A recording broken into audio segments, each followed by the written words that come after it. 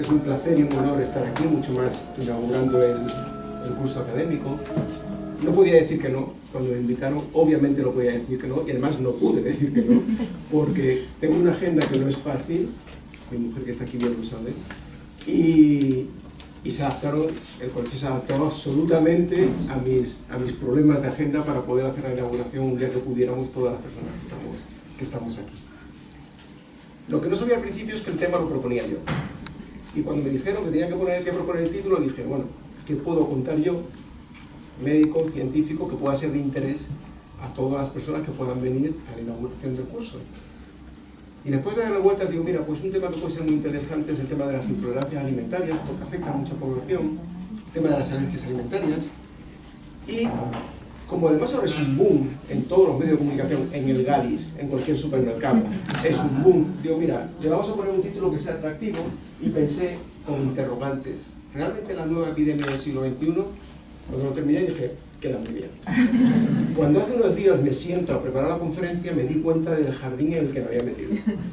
Porque es un tema enormemente farragoso, en el que intervienen muchísimos factores, no solamente médicos, la parte médica es muy fácil, pero la parte social, la parte de comunicación, la parte de interés económico, es un jardín del que voy a intentar salir con los pies con la menor cantidad de barro posible.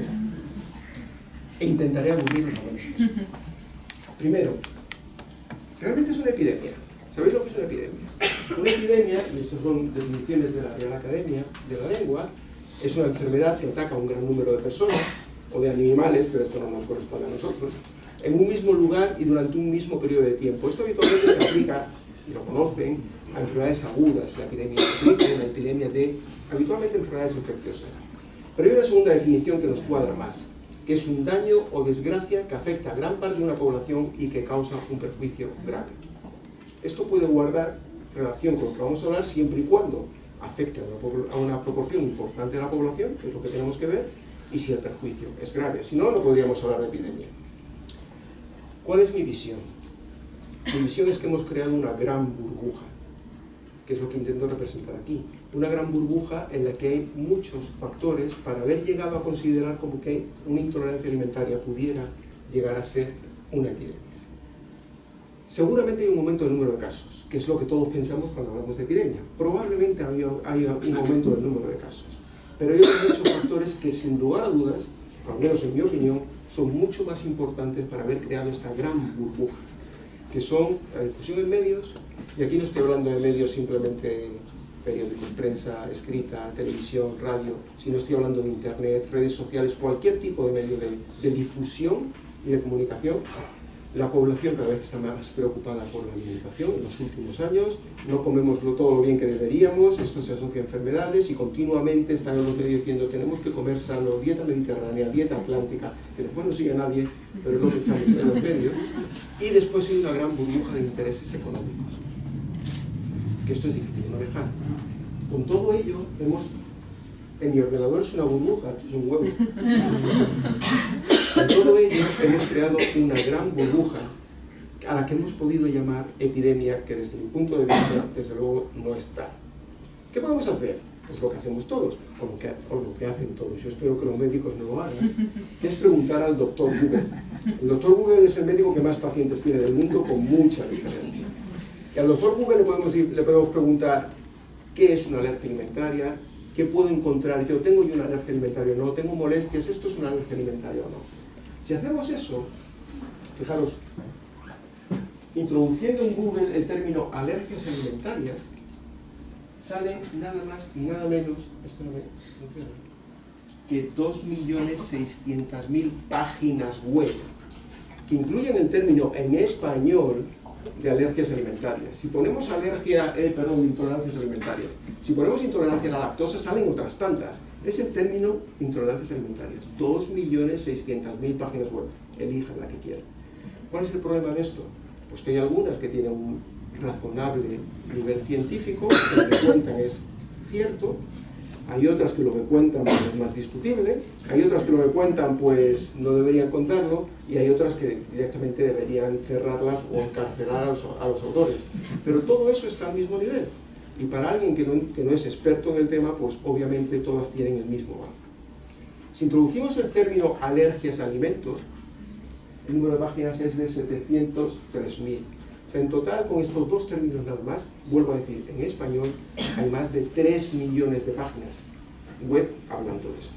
Esta es la gran burbuja y esta es la gran epidemia, entre comillas, de la intolerancia alimentaria y de la alergia alimentaria. Nosotros miramos otras cosas. Nosotros los médicos miramos al doctor Google, tenemos otra base de datos que incluyen todos los artículos científicos, todos los estudios de investigación, todos los ensayos clínicos que se publican sobre un tema concreto. Esta es una de las más conocidas por todos y reconocidas por todos, y simplemente, obviamente aquí hay que poner los términos en inglés porque estos son bases de datos americanas, simplemente poniendo intolerancia alimentaria hay 5.000, la semana pasada, que fue cuando lo miré, probablemente hoy haya más, 1.557 publicaciones científicas, estudios de investigación sobre intolerancias alimentarias. Y sobre alergia alimentaria, 25.500 publicaciones. Es decir, más de 30.000. Si yo como médico quiero saber los estudios que hay, quiero estar al día y quiero entenderlo, me tengo que leer 30.000 estudios de investigación. Cuando esto es una parte de mi actividad asistencial, con lo cual es absolutamente imposible digerir toda esta cantidad de información, no solamente para la población general a través del doctor Google, sino a través de publicaciones científicas. Hay una cosa que es cierta.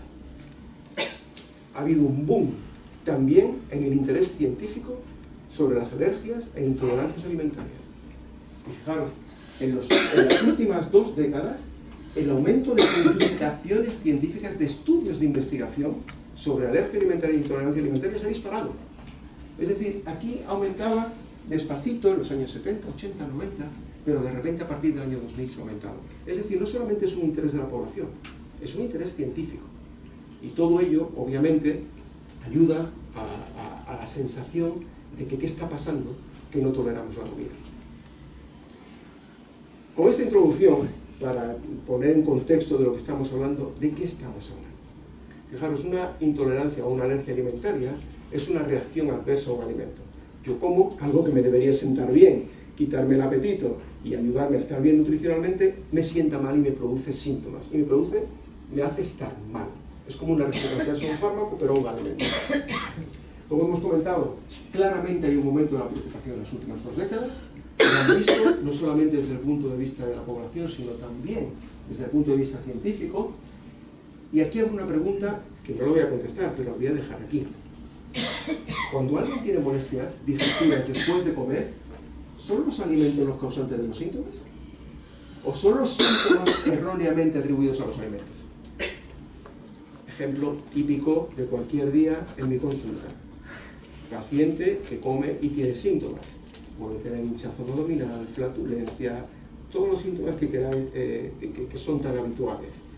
¿Qué hace el paciente lo primero, o el sujeto lo primero? Voy a quitarme algo porque me sienta esto mal. Lo primero, la lactosa. Ya hemos quitado un porcentaje importante de la población pobre de lactosa, pero ahí está. Quitamos la lactosa. Sigo teniendo los síntomas. Aquí pasa algo más. Voy a quitarme otra cosa. Seguramente el segundo paso será el gluten. Pero la lactosa, que a pesar de haberla quitado, sigo teniendo los mismos síntomas, la voy a dejar fuera. Entonces, progresivamente voy reduciendo mi variedad en la dieta. Y eso es un factor de riesgo para enfermar. Eso es una mala práctica. Hay algo que es indiscutible. Nuestra dieta ha cambiado.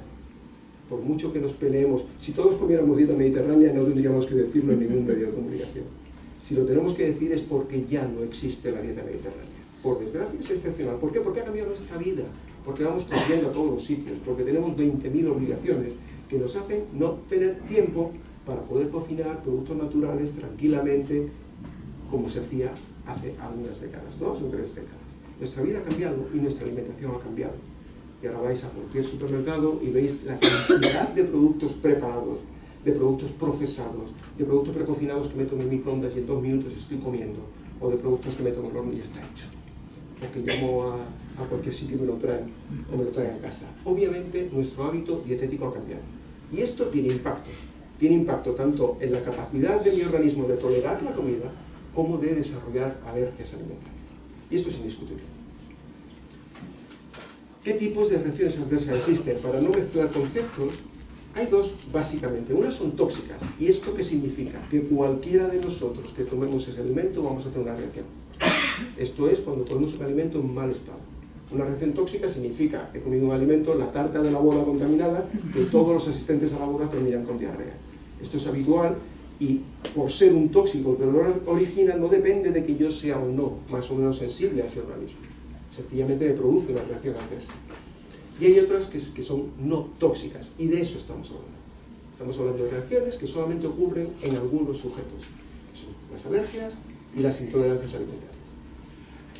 ¿Son realmente frecuentes? Pues son menos frecuentes de lo que la propia población se cree, pero son muy frecuentes. Fijaros, en una encuesta que está publicada en publicaciones científicas, cuando se hace una encuesta en la población, el 6% de la población dice que tiene una alergia alimentaria. Cuando se ve quién tiene realmente un diagnóstico clínico de alergia alimentaria, es solamente el 1%. Es decir, 6 veces más de población cree que tiene una alergia alimentaria que realmente no tiene. ¿Está aumentando? Pues sí está aumentando. Están aumentando las alergias alimentarias. ¿Sabéis por qué? Porque cada año hay nuevos casos. Probablemente cada año hay algunos más casos que el año pasado. Probablemente este año hay algunos más que el año pasado y el año pasado algunos más que el año anterior. Sobre todo por el cambio de hábitos dietéticos. ¿Qué ocurre? Todos estos pacientes se van acumulando, de forma que el número global cada vez es mayor. Pero donde está realmente el problema es aquí abajo. Son las intolerancias alimentarias, porque el 15 o el 20% de la población o más padece una intolerancia alimentaria. Aquí ya estamos hablando de muchos millones de personas. Probablemente no vean la parte de abajo de la diapositiva, pero hasta el 84% de los pacientes que tienen síntomas funcionales digestivos, y voy a poner un ejemplo muy conocido por todos, por ejemplo, colon irritable, hasta el 84% de estas personas tienen una intolerancia alimentaria. O sea, sí, estamos hablando de algo enormemente frecuente. ¿Qué es una alergia? Esto es absolutamente inconfundible. Una alergia significa que yo como algo, aunque sean cantidades muy pequeñas, independientemente de la cantidad, y tengo una reacción que no es normal. Habitualmente en la piel, pero la reacción puede ser muy distinta. Es una reacción inmunológica anormal. Yo he reaccionado frente a ese alimento de una manera absolutamente anómala, como puedo reaccionar con el polen que empieza a estornudar y se me ponen los ojos. ¿Qué puedo presentar? Pues sobre todo picor de piel, urticaria, como me gustaría que vierais en esta foto. Se me pueden hinchar las zonas que han estado en contacto con los alimentos, se me pueden hinchar los labios, se me puede hinchar la cara. Es una reacción alérgica. Esto es una alergia alimentaria, lo demás no es. Hay otro tipo de alergias alimentarias de las que no voy a entrar, que no están mediadas de la misma forma, que son difíciles de diagnosticar y que se puede diagnosticar un especialista, y por tanto no voy a entrar en ellas. Pero existen otros tipos de alergias alimentarias. ¿Qué quiero que sepan sobre las alergias alimentarias? Primero, y sobre todo, esto. Lo que antes denominábamos flora intestinal, que ahora denominamos microbiota, juega un papel fundamental, no solamente en la alergia alimentaria, juega un papel fundamental en nuestro estado de salud y en nuestra posibilidad de enfermar. En nuestro estado de salud y en nuestro estado de enfermedad. No solamente de alergia alimentaria, sino de muchas enfermedades. Quiero que tengan una idea de cómo prevenir una alergia alimentaria, que creo que es importante, y cómo nos está influyendo la dieta que comentábamos al principio. ¿Qué es la microbiota? La microbiota son bacterias. Son un número enorme de bacterias que viven en nuestro organismo, en nuestro aparato digestivo. Antes hablábamos de la flora intestinal porque pensábamos que solo estaba en el colon. Ahora no. Habría un interés enorme por la microbiota porque están desde la boca hasta el intestino grueso, hasta el colon, y es causante de muchísimas enfermedades cuando no es adecuada, cuando es una flora intestinal, cuando es una microbiota que está alterada. Es causante de caries, es la causante de los problemas de encías, es la causante de problemas intestinales, de alteraciones alimentarias, es la causante en muchos casos de cuadros como obesidad, cuadros endocrinos, cuadros neurológicos, que va mucho más allá de lo que nos podíamos imaginar. Esto es un mundo en el que estamos empezando, porque ya llevamos años, a bucear. En el cuerpo humano hay entre 30, no sé si somos conscientes del número a mí se me escapa un poco, entre 30 y 40 trillones de vida microscópica viviendo en él. Y dice, pobre, ¿esto le llamas vivir? Probablemente hayáis leído en más de un sitio que hay 10 veces más bacterias en nuestro organismo que células. No es verdad, no es verdad. Más o menos la relación es la misma. Más o menos tenemos el mismo número de células que bacterias, pero siguen siendo muchísimas bacterias. Y hoy entendemos la importancia de estas bacterias. Son imprescindibles para mantenernos sanos. Es tan así como que hay un crecimiento enorme de sociedades científicas, iniciativas como esta, que es una iniciativa nacional americana, libros, medios de comunicación que dicen cómo alimentar nuestra flora intestinal o nuestra microbiota, una dieta para un intestino sano. Hace 3, 4 semanas estuve en Burdeos dando una conferencia en el Congreso de la Sociedad Europea de Microbiota. Hay una Sociedad Europea de Microbiota, hay una Sociedad Española de Microbiota, que agrupa a científicos de muy distintos orígenes, no solamente de una especialidad. Y es enormemente interesante, y como os digo, nos queda mucho por saber, pero yo estoy convencido que va a cambiar la medicina. El conocimiento de la microbiota y el modificar la microbiota va a cambiar la medicina de los próximos años. ¿En qué influye esto? Pues fijaros, la microbiota es fundamental en el desarrollo de nuestro sistema de defensa, de nuestro sistema inmune y en nuestro metabolismo. Lo comentaba antes, la microbiota se asocia al desarrollo de obesidad. Es papel clave en el desarrollo inmunológico en las etapas iniciales de la vida y por tanto su papel es absolutamente clave en el desarrollo de alergias alimentarias. Hay numerosos estudios en este campo. Simplemente niños con alergia alimentaria tienen una flora intestinal, una microbiota distinta que niños que no la tienen. Esto es tan importante como una de las fases fundamentales para tener una microbiota normal es en el momento del nacimiento, al pasar por el canal del parto. En ese momento, el niño, el bebé, adquiere una cantidad de bacterias beneficiosas para él, que es importantísimo que la adquiera. El riesgo de que un niño que ha nacido por cesárea, que no ha pasado por ahí, desarrolle alergia alimentaria es muy superior a un niño que nace por vía natural. E interesante, los niños que van a la guardería antes de los 6 meses, en los primeros 6 meses de vida, tienen mucho menor riesgo. ¿Por qué? Porque entran en contacto en una fase en la que están desarrollando su inmunología, su mecanismo de defensa, entran en contacto con múltiples bacterias que le van a proteger a lo largo de su vida y para toda su vida. Ese momento es clave para toda nuestra vida. No vamos a cambiar nuestra microbiota. Es dificilísimo cambiar nuestra microbiota. La que tengamos al nacimiento es la nuestra, la que nos acompaña para siempre. La segunda parte que os quería comentar es cómo prevenirlo. Pues hay un ABC. Un ABC que, aquí que hay algún pediatra, me lo podrá discutir, que tiene sus ciertas modas. Este es el ABC actual. Primero, A, no restricciones dietéticas en la madre durante el embarazo y la lactancia. B, lactancia materna como única fuente de alimentación en los primeros 4 o 6 meses. Y C, una vez que termina esta fase, cuanto antes introducir cualquier alimento alergénico. Porque en esa fase el niño es cuando desarrolla su tolerancia a los alimentos. Si retrasamos mucho esos alergenos, perdemos esa fase y el riesgo de desarrollar alergia es mucho mayor. Y el tercer punto eran las dietas. Las dietas, bueno, no hace falta que os comente mucho de lo que significa la occidentalización de los hábitos dietéticos. Occidentalización significa que nos vamos, no que Cataluña se venga a Galicia, no, es que España se va a Estados Unidos. Occidentalización significa que nos hemos americanizado, probablemente también desde el punto de vista del hábito de vida, pero sobre todo de dieta. Y ahora seguimos una dieta porque es muy cómoda, de productos preparados, como todas las bollerías, productos procesados, precocinados, pizzas, hamburguesas, etcétera, etcétera, etcétera. Ricas en carnes rojas, ricas en productos procesados que son nutricionalmente y de cara a la salud enormemente perjudiciales. Yo no estoy diciendo que una dieta sea más sana y esta sea buena o no sea tan mala, es una dieta claramente perjudicial. Y uno de los motivos por el cual es perjudicial, ahora lo van a entender mejor que a lo mejor antes de venir aquí. Esta es la pirámide de alimentación sana, que siempre hablamos cuando hablamos de la dieta mediterránea, rica en frutas y verduras, rica en cereales, lácteos y con muy poquita cantidad de carnes procesadas, bollerías, etcétera, etcétera, etcétera. Esta es una dieta que mantiene una microbiota sana. Una microbiota sana nos impide enfermar o nos disminuye enormemente el riesgo de enfermar. Cuando a esta pirámide le damos la vuelta y lo que consumimos más son estos productos precocinados o preparados o procesados, en esta pirámide, esta es una alimentación que conlleva un estado de enfermedad crónica.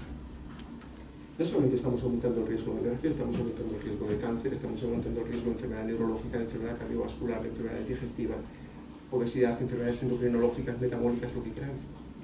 El impacto es enorme. Esto es lo que nos está pasando. Estamos hablando de independencia cuando lo que estamos haciendo es asumir costumbres que no nos correspondían a nosotros, pero que se nos está tiñendo nuestra bandera de una bandera americana. Esta es la Western Diet, la dieta occidental. Esto es lo que quería comentaros sobre alergias. ¿Qué son las intolerancias? Nada que ver.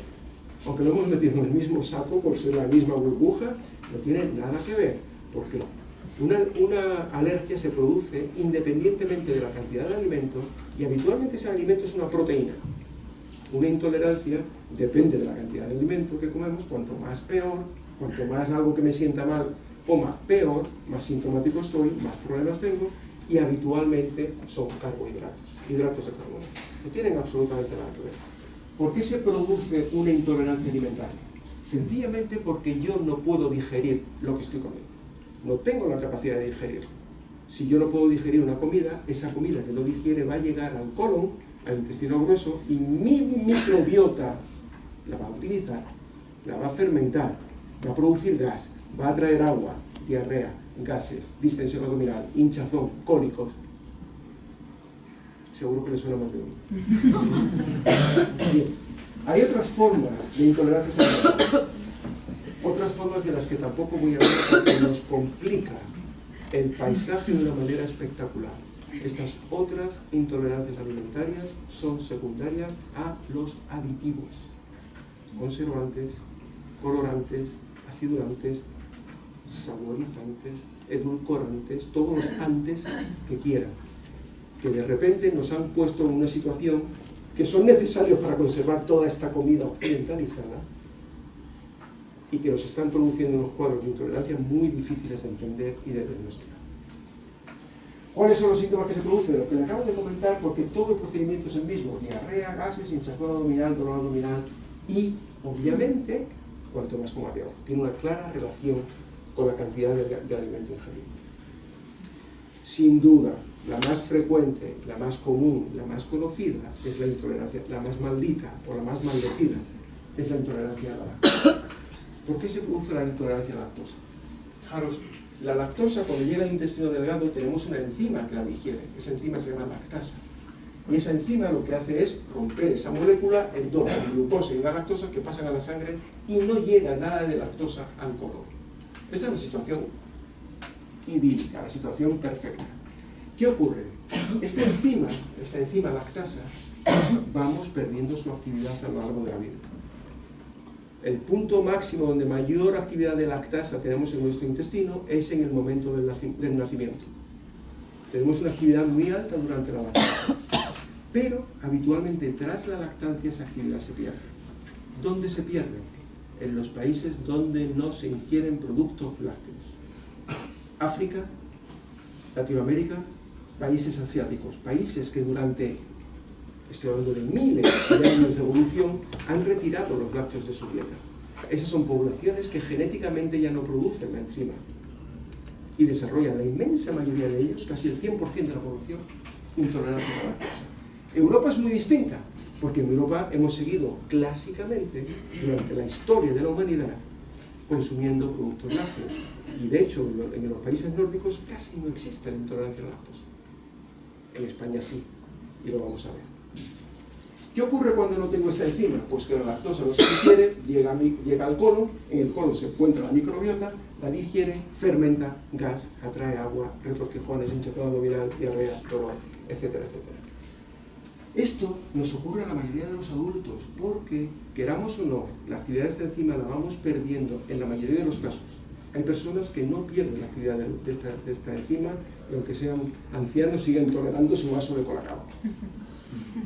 Esta actividad enzimática se va perdiendo a lo largo de los años, por lo cual tenemos la necesidad de reducir la ingesta de lácteos a medida que vamos envejeciendo. Pero esto se llama malabsorción de lactosa. Y esto nos pasa un porcentaje elevadísimo de población. Esto no es intolerancia a la lactosa. Una cosa es que yo no absorba lactosa y otra cosa es que yo sea intolerante a la lactosa. ¿Qué es una intolerancia a la lactosa? Es cuando esto yo no lo soporto. Es cuando esto a mí me produce unos síntomas que no aguanto. Los síntomas que me obligan a ir al médico. ¿Por qué? Pues porque hincho, porque me duele, porque me da retortijones, porque tengo diarrea. Eso es un intolerante a la lactosa. Y esto es un porcentaje pequeño de estos. Este es el mapa de la frecuencia de intolerancia a la lactosa. Fijaros, cuanto más oscuro el azul, mayor es la frecuencia. Lo que les comentaba antes, Latinoamérica, África, algunos países de Asia, prácticamente el 100% de la población son intolerantes a la lactosa. No tienen leche en su alimentación. España está aquí. Y Galicia tiene un colorcito claro. Galicia está muy bien. El resto de España estamos muy parecidos al norte de Europa. Aquí no hay tanto intolerante a la lactosa comparado con el sur de España. Aquí en Galicia no tenemos datos exactos, pero probablemente estamos entre el 10-15% de la población. No somos pocos, 10-15% de la población. Comparado con probablemente el 30% de la población en el resto de España. ¿Cuál es el problema? Señores, los lácteos son fundamentales para llevar una nutrición normal. Los lácteos tienen una calidad nutricional, proteínas, vitaminas, calcio, etcétera, que son insustituibles por mucha soja que coman, o por mucha leche de arroz o leche de avena que coman. Los lácteos son insustituibles de la dieta. Insustituibles. Y ocupan un lugar preferencial en la dieta. No están abajo, no están al nivel de las frutas, verduras y cereales, pero están por encima de pescados, carnes, etcétera, etcétera. Quitar los lácteos de la dieta cuando no es necesario es un grave error. ¿Y por qué es un grave error? Porque no todos los lácteos tienen lactosa y no todos los lácteos tienen la misma cantidad de lactosa. Lo he puesto como un semáforo para que se vea fácil. Hay productos, alimentos naturales que son muy bajos en lactosa que cualquier persona, incluso intolerante a la lactosa, puede tolerar. Ahí está la mantequilla, ahí están muchos quesos y por supuesto está la leche sin lactosa. Hay alimentos amarillos, que depende del grado de capacidad de digerir de la lactosa, pueden ser más o menos perjudiciales. Y entre los amarillos está el yogur, algunos quesos, natillas, etcétera, etcétera. Y hay rojos. Los rojos sí, que un intolerante a la lactosa no los puede tomar. Y aquí está sobre todo la leche, helados, productos de pastelería, productos elaborados a base de lácteos. Pero veis que incluso un intolerante a la lactosa puede comer productos lácteos. Debe comer productos lácteos. La pregunta del millón, ¿por qué? Si yo no absorbo lactosa porque me corresponde por edad, o si tengo cierto grado de malabsorción de lactosa, ¿por qué yo no tengo síntomas? ¿Por qué yo no soy intolerante? ¿Por qué muchos de vosotros no sois intolerantes y otros sí? Pues depende de muchos factores que conviene que conozcan. Obviamente depende de la cantidad de lactosa ingerida. Cuanto más lactosa comas, peor. Del tipo de lácteo ingerido, ya lo hemos visto, lo mismo mantequilla que leche. Del consumo simultáneo de comida. Fijaros, la leche entera la tolera mucho mejor un intolerante a la lactosa que la leche desnatada. Cuanto más grasa tiene el lácteo, mejor para un intolerante a la lactosa. Cuando mezclamos el lácteo con la comida, si yo me tomo un yogur después de comer, muy intolerante tengo que ser para no tolerarlo. Depende de la velocidad del vaciamiento gástrico, porque si mi estómago se vacía muy deprisa, va a llegar mucha lactosa de golpe al intestino que no voy a ser capaz de digerir. Pero si mi estómago, porque así soy yo, se vacía despacito, voy a tener tiempo para digerir la lactosa, aunque tenga menos enzimas, y tengo menos probabilidad que otro que su estómago vacía más deprisa en desarrollar síntomas. Obviamente va a depender de la cantidad de lactosa que no absorba y depende de cómo soy yo más distalmente, cómo es mi colon, cuánta agua absorbe mi colon. Si al colon tiene una cantidad importante de agua, pero mi colon absorbe agua como un campeón, no voy a desarrollar diarrea. De cómo funciona mi microbiota. Fijaros, toda la microbiota produce gas. Cuando no absorbemos lactosa, no absorbemos cualquier otra cosa, producimos gas. Pero no toda la microbiota produce la misma cantidad de gas, ni el mismo tipo de gas. De forma que hay microbiotas que producen muy poquito gas y por tanto no me va a molestar, aunque yo no absorba bien la lactosa. Y no voy a ser intolerante nunca. Y queda lo último. Lo último es cómo es de sensible mi intestino. Y aquí sí que entramos en otro jardín. Cada persona tiene su sensibilidad visceral. Mi intestino tiene una sensibilidad determinada. Yo puedo hinchar y no molestarme nada. Puedo eliminar gases y no molestarme nada. Y esa misma cantidad de gas, otra persona puede no soportarla por dolor. La misma cantidad de gas. Por tanto, la sensibilidad intestinal es clave. Esto es lo que les ocurre a los pacientes con colon irritable. Los pacientes con colon irritable tienen una hipersensibilidad visceral. Por eso la mayoría tienen intolerancia. Porque con poco que no absorban, ya les duele, ya les molesta. Por eso, hasta el 84% de los pacientes con alteraciones funcionales digestivas con colon irritable tienen intolerancia alimentaria. Absorben igual que yo, pero no lo toleran, les produce síntomas. Hay otras intolerancias que no me voy a parar, pero que son tan no tienen más remedio, que las conocen porque saben que cuando lo comen se les pone la barriga como eso, esta, la intolerancia a la fructosa. La fructosa es un monosacárido que está en la fruta, está en la miel, que se usa en todas las mermeladas para diabéticos, en todos los productos para diabéticos sin azúcar utilizan fructosa, que no somos capaces de absorberla. La fructosa no tenemos capacidad muy pequeñita de absorberla. Si os ponéis una buena tostada con mantequilla con mermelada sin azúcar, produciréis una buena cantidad de gas. ¿Qué tiene una alta cantidad de fructosa? La fruta seca. Las ciruelas pasas, los albaricoques secos, porque al quitarle el azúcar queda muy concentrada la fructosa. Son frutas enormemente ricas en fructosa. Si os coméis de postre un plato así, tampoco os rindo las ganancias. Están los fructanos. Los fructanos los conoce todo el mundo porque yo uso fructanos para ir al baño. Los fructanos es un carbohidrato que el organismo humano no tiene capacidad de digerir. Las vacas sí, nosotros no. De forma que lo uso para arrastrar agua y para tratar el estreñimiento. Yo tomo cereales para tratar mi estreñimiento y busco los cereales en el Gadis para tratar mi estreñimiento. Esto es por culpa de los fructanos que yo no puedo digerir. Pero hay gente que no tolera los cereales porque tienen intolerancia, porque producen síntomas. La intolerancia a los galactolisacáridos, que es otro carbohidrato que no somos capaces de digerir, aunque os enseñe la foto ya vale. ¿Todo el mundo es intolerante a la fabada, a las judías blancas? No, porque yo puedo desarrollar gas, todo el mundo va a desarrollar gas, porque no la podemos digerir, pero a mí puede que no me moleste el gas. Yo no lo absorbo, pero no soy intolerante, pero es obvio. Y termino con los polioles. Los polioles es el sorbitol, es el xilitol, chicle sin azúcar, caramelo sin azúcar, el edulcorante más usado. Comeros un paquete de caramelo sin azúcar de una sentada y notaréis el efecto. No tenemos capacidad de absorber el sorbitol, podemos absorber una pequeña cantidad. Jarabes en farmacia tienen mucho sorbitol. Hay jarabes que no se pueden tolerar porque se te pone la barriga como un huevo. Que sepáis que los chicles sin azúcar, los caramelos sin azúcar producen gases que pueden llegar a molestar. Y eso, cuando molesta, hablamos de intolerancia al sorbitol. Y entro en la parte más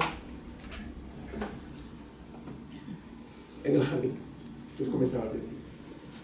Obviamente, cuando algo adquiere la relevancia que ha adquirido las intolerancias alimentarias, más que las alergias, sobre todo las intolerancias alimentarias, con esa difusión en todos los medios y redes sociales, con ese impacto, pues en río revuelto, ganancia de pescadores. Y de repente aparece el gran negocio, que yo no tengo nada en contra de él, no me interpreten mal. El gran negocio de que los supermercados se llenan de productos que son más caros que los otros, pero o no tienen gluten, o no tienen lactosa, o no tienen, o la leche de soja, o la leche de avena, o la leche de arroz, o lo que quieran. Que nutricionalmente no son iguales ni de lejos, nutricionalmente no son adecuadas, pero que el negocio está ahí, que la industria farmacéutica ha podido seguir creciendo en ingresos gracias a todos estos productos.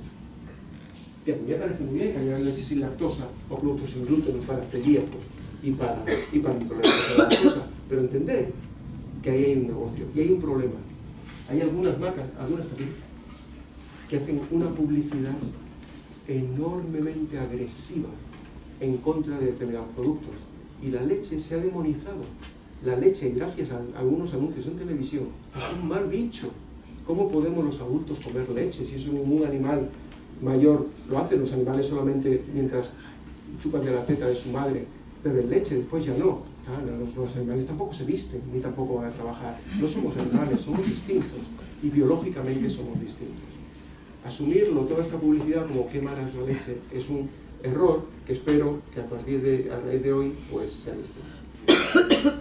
Me preocupa más, porque lo otro es decisión de ustedes comprar una cosa u otra. Me preocupa más el mal uso que se está haciendo, y ya no me voy a parar en medios paramédicos, porque los medios paramédicos han crecido mucho gracias a las intolerancias y a la alergia alimentaria. Hipnosis, bueno, todas las actividades paramédicas que podéis encontrar en cualquier sitio de internet. No voy a entrar ahí porque estas profesiones siguen siempre su misma forma de actuar en cualquier situación, pero hay actividades médicas que desde mi punto de vista pues no digo que sean delictivas, pero son un timo.